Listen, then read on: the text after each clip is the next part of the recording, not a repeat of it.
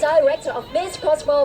Hi mga ka-Findot! So for today's video, yun nga, nagpaano tayo linis, dumaya tayo sa Ortigas. So nakauwi na nga ako, nakain ako ng dinner. And chinek ko yung aking, syempre yung pinalinis. And ayun, di ako satisfied sa kanilang cleaning. Hindi ko rin sure kung markings na talaga yon ng fungus. Dahil sobrang tagal na rin naman yung lens ko. Pero tanong ko lang kung hindi na ba talaga siya natatanggal. Actually, nag-chat ako sa kanila kasi hindi pa siya nag-reply. So ang mali ko naman, eto, pakita ko yung video guys. So, Usap ko siya.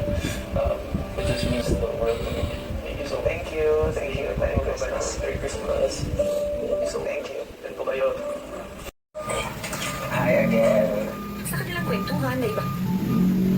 Sure na ng kanyang mom. Nag-close po kami. So until now po, may hug and kiss each other po. Sa amin po, sa bahay namin, every night po, bago po matulog, since maliit lang po yung condo namin. So, ayan, nakita nyo na.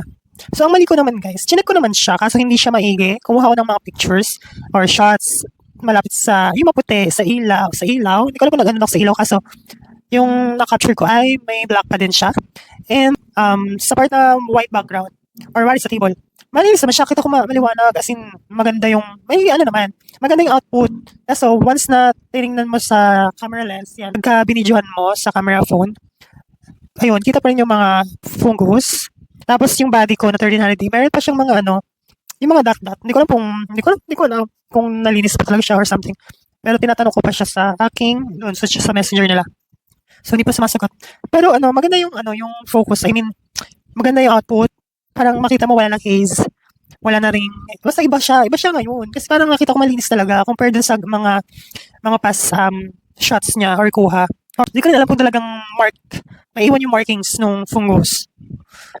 Comment down below guys, ganun ba talaga? Pero nagpalinis na kasi ako dun kay Metro Focus sa Quiapo. As in, malinis yung ano niya.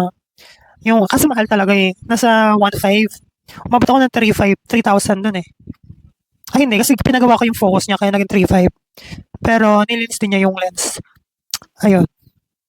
So ayun guys, comment down below kung okay ba siya. Rate nyo siya guys. Rate nyo yung cleaning. Makita nyo yung video guys ba? So yan, di lang ako satisfied. Oo, so 300 lang naman siya pero syempre nag-expect pa rin naman ako. Dalawa yun eh. Isang body, isang lens. Yung lens ko is yung no. Ayun lang guys. Comment down below kung ano ba. Satisfied ba kayo? Kasi kita-kita sa camera eh. No? Thank you for watching sa ating video. Ayan. Hindi na vlog. Video na lang. Ayun lang. Hello. Hey, goodbye mga ka-Findot.